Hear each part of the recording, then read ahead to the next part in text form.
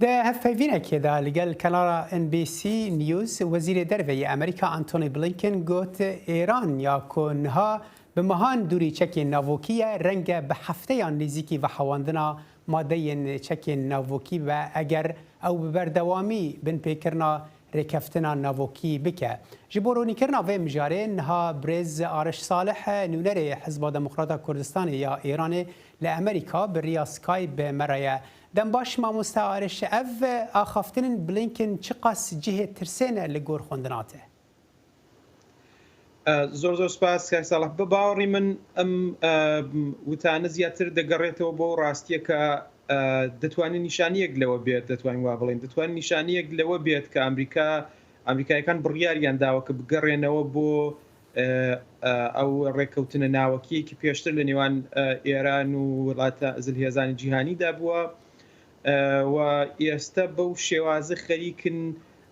پابلیکی خۆیان و خەریکن ڕایگەشتی خۆیان ئامادە دەکەن بۆەوەی کە باشتر تەوجیهی ئەو بڕیارە بدەن کە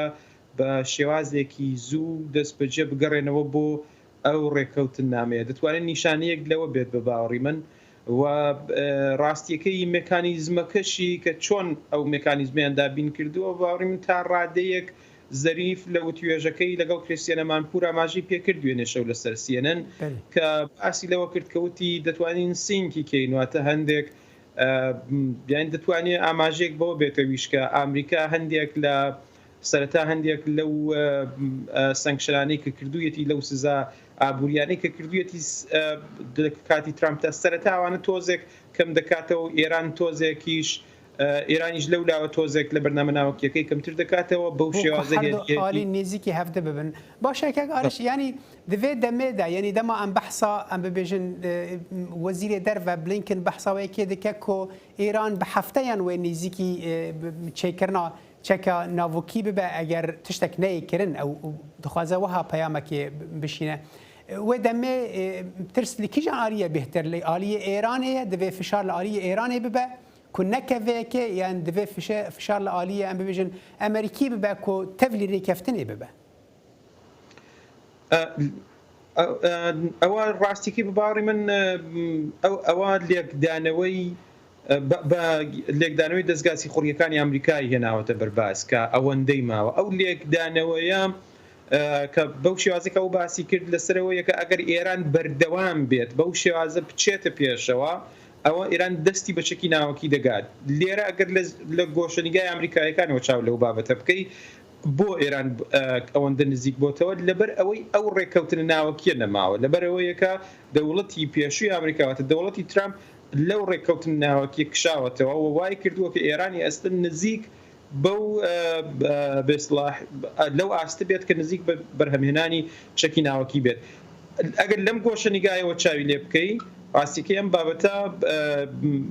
دەبێت ئەمریکایەکان بە زووترین کات بگەڕێنەوە بۆ ئەو ڕێککەوتن ناوەکیە کە بتوانن پێشکارشانی نظام تدخوازی ببێژی کوسوجی ینی کو گونەه ئیرانێت vێکێدا نینە گونەه ڕێڤەبەریە بەری ئەمریکایە نا ڕاستیکەی ئەوە تاوانی سەرەکی ئێرانە هەر لە سەرەتاوە کە هەنگاوی ناوە بەرەوە مەسەلەیە ئێران ڕیاریکەیەکی عەقڵانی ناو کۆمەلگای نێودەوڵەتی نییە بەڵام من باسیەوە دەکەم کە بۆچی بلینکن ئەو مەسلەی هێناوەتە ئاراوە بلینکن ئەو مەسلەی هێناوەتە ئاراوە لەبەر ئەوەی بە باوەڕی من دەوڵەتی ئێستای ئەمریکا بڕیاریەوەی داوە کە بچێتەوە ناو ئەو ڕێککەوتن ناوەکیە بەڵام هۆکارێکی ئەوێت بۆ ئەوەی کە تۆجیهی ئەو بابەتە بکات دەبێت بە کۆمەلگای خۆی بڵێت بە لایەنگرانی خۆی بڵێت بە خەڵکی خۆی لە ناوخۆوە بە خەڵکی جیهان بڵێت کە بۆچی ئاوا بە پەلەپەل ئەوێ بگەڕێتەوە بۆ ڕێککەوتن ناوەکیەکە دەیانەوێت بەو شێوازە بڵێن ئەگەر ئێمە ئێستا نەگەڕینەوە بۆ ڕێککەوتن ناوەکیەکە بە زووترین کاتێران دەستی دەگات بە چەکی ناوەکی بۆیە مەسئلەی ئەوان ئەسڵنەوە نییە کە ڕاستیەکە چۆنە مەسئلەی ئەوانەوەیە کە ئەوان لە بنەڕەتەوە باسییان لەوە کردووە کە دەیانەوێت بە وتوێژ ئەو مەسئلەیە چارەسەر بکەن و ئێستش کە ئەو باس دێنە ئاراوە خۆ ئەم دەوڵەتە قەت باسیەوەی نەکردووە کە هێرش دەکاتە سەر ئێران بۆی ئالتەرناتیڤەکەی چییە؟ ئالتەرناتیڤەکەی ئەوەیە کە بگەڕێتەوە بۆ ئەو ڕێککەوتنە بۆیە ڕاستیەکەی ئەوە ئامادەکردنی بیر و ڕای گشتیە بۆ ئەوەی کە ئەو بڕیاری خۆیانی پێتەوجیکەن لێرە کێشەوە نییە کە چی ڕاستیە چی ناڕاستیە چی باشە ببورە ئارەشیانی لە ڤرنها چ داخواز ئێرانێ دەبێت لەسەر عردێ باواکی پراتیکی دەبێت ئێران چ بکەش بەر کۆنها ئەم دەزانن يعني امريكا هەلوەستا خۆ دیار کردیە ڕێڤەبەریە نو دخوازە تەبلیوێ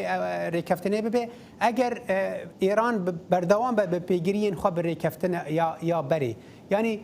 ڕۆژە ئیرۆ چش ئێرانی تێخواستن کۆ بکە ئەوەی کە تا ئێستا ئەم ئەدمینستریشنە نوێیە ئەم دەوڵەتی نوێیە ئەمریکا باسی لێوە کردووە لە زمانی خودی بایدنەوە لە زمانی کەسانی ترەوە ئەوەیە کە باس لەوە دەکات دەڵێ ئێران دەبێت ئەو بەڵێنانێکی پێشتر لە ڕێکەوت لە چوارچێ ڕێکەوتنەکە داوە و بەڵێنانە بباتە پێشەوە بگەڕێتەوە بۆ تاهوداتە بگەڕێتەوە بۆ بەڵێنانە هەموو بەرنامە ناوەکیەکەی تا ئەو ڕادەی کە وەستاندبووی دوای ڕێکەوتن ناوەکێکە بباتەوە ئەو ئاستا ئەمە لەلایەکەوە لەلایەکی تریشەوە دەڵێت دەبێت ئەمە ببێتە هۆکارێک بۆ ئەوەی کە ئەو پەیوەندیانە پەرە پێ بدرێت ببێتە هۆکارێک بۆ ئەوەی کە هەم بەرفراوانتر بکرێت ئەم ڕێککەوتنەوە هەمەوەی کە مەوداکەی زۆرتر بکرێت بۆیە بە باوەڕی من ئەو شتانی کە لە ئێران داوا دەکرێتەوە یەکە هەنگاو بە هەنگاو هەنگاوێک ئەمان سانکشنەکان کەم بکەنەوە ئەوان تۆزێک بیهێن نەخواردترەوە ئەوەی ناوەکی خۆیان بەردامی ناوەکی خۆیان هەنگاوی تر دیسانەمان بێنە خوارەوە دیسانەمان بێنە بەو شێوازە بە شێوازی سینکردن هێدی بەرەواستی ببن کە بگەنەوە بە ئاستی پێشووە هەروەها کاربن بگەن ڕێکەفتنە کە دیسە هاورا و ئەمریکا جارەکەدن تەبلی ڕێکەفتنە ببێ یەکێکی ئارش ینی ئەم دەزانن هەواڵبەندێن ئەمریکایین ئەوروپی نە لە بگەل ڕێڤەبەریە ترامپ بوون دڤەکشینە ئەمریکا ڕێکەفتنێ ینی ڕۆژە ئیر و ڕۆلە ئەوروپیان دەوێت دەربارەی داوێت چ بە ئەگەر ئەمریکا بخوازە هەنێکی نزیک ببە ئەمریکا زۆر بۆی گرنگە کە تەواوی هەنگاوەکانی خۆی لەگەڵها ئەوروپایەکان دەسەڵاتە سەرەکیەکانی ئەوروپا و ئینگلیس بریتانیا ئەوانە لەگەڵیان ڕێک بخات و هاوڕایان کات لەگەڵ بەرنامەکەی خۆی تەرانەت گەر بەکردەوەش نەبێت بە شێوازیەکی بڕواڵەت هاوڕێیان کات لەگەڵ بەرنامەکەی خۆی بۆی گرنگە کە بەردەوام لە پەیوەندیدا بێت لەگەڵیانناوە ئەوروپایەکانیش دەتوانن لەم نێوانەدا تا ئێستاکە ئەو شتی کە ئێمە بینیمانە بەتایبەت لەلایەن فەڕەنسەوەیە کە ئەیانەوێت تۆزێک سەقفیە و داواکاریان ببەنە سەرترەوە بۆ ئەوەی کە ئێران بووە بە ئێران پیشان بدەن کە هەموو دنیا ئەم جاری یەکگرتوویە گەرجاری پێشوو ڕجیاوازیەک لە نێوان دەوڵەتی ئامریکا واتە دەوڵەتی ترامپ لەگەڵ دەوڵەتە ئەوروپایەکاندا هەبوو ئێستا و جیاوازیە نەماوە ئەوان بە تەواوەتی لەگەڵ دەوڵەتی بایدندان ئەوە ڕەوایی و مەشروعیەتێکی زیاتر دەبەخشێت بە دەوڵەتی بایدن بۆەوەی بتوانێت گوشارەکانی لەسەر ئێران زیاتر بکات یا بەردەوام بکات یا بۆ کە بتوانێت ببورەکێکی ئارەش دەمامە کێم دەبە ینی چەند ڕۆژان بەرێ فرانسا داخواست کرد بوو کە عەرەبستانە سعودی تەڤلی ئەم ببیژن ئاخافتنên nûyên navokî li gel Îranê bibe Îranê jî ev yek red kiribû gotibû rêkeftin wekû berê yan erê yan nayê tu dibêjî rêveberiya nû ya Amerîka wê karibe tiştekî ji rêkeftina berê ku yanî Trump jê derketibû biguhere دەزانی لە پرسیاری وەڵامی پێشووتە ئەوەی کە کاتم نەبوو کە وەڵامی بدەمەوە ئەوەیە کە مەسئلەی ناوەکی و مەسئلەی دەستێوەردان ئێران لە ناوچەکە دوو مەسئلەی زۆر بنەڕەتین کە ئەمریکا دەیەوێت ئەم جارە لەسەر و مەسائلە باسکات و باس بێنێتە ئاراوە بەڵام دەوڵەتی ئێران بە هیچ شێوازێک ڕازی نابێت و ئەمە باوەڕی من تەگەریەکی گەورەیە ئەمە کێشەیەکی گەورەیە لەسەر پێشچوونی و بەرنامەی کەم دەوڵەتەی ئێستا دەستی پێکردووە کە بە وتوێژ بتوانێت کێشەکانی لەگەڵ ئێران چارەسەر بکات بۆیە بە باوەڕی من ئەم ڕەوشەی کە ئێستا هەیە بە احتیمالی زۆر ماندەگار دەبێت تەنیا ئێران و ئەمریکا دەتوانن بگەن بۆ ئاستەکە ئەمریکا تۆزێک ئەو سەنکشنانە شرکات ئیرانیش تۆزێکی نامەکەی ئارش داوای بورنێ دیکەم ئارش ساڵح نونەرێ حزبا دەموکراتا کوردستانی یا ئێرانێت لە ئەمریکا توش ڤرجینیا بەرە بگەلێک سپاس سپاس بۆ